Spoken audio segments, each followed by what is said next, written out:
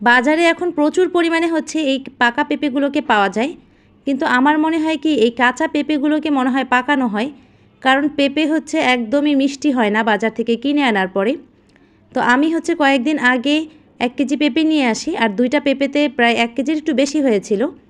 তো সেই পেঁপে 2টা একদমই হচ্ছে গিয়ে ভালো ছিল না, না একটুও মিষ্টি ছিল, তারপরে হচ্ছে খেতেও একদম জঘন্য ছিল, মানে বোঝাই যাচ্ছিল এটাকে কাঁচা থেকে পাকানো হয়েছে, এটা গাছে থেকে পাকেনি।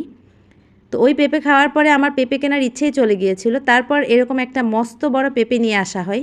এই পেঁপেটা একদম অনেক বড় সড়ো ছিল, বিশাল সাইজের একটা পেঁপে।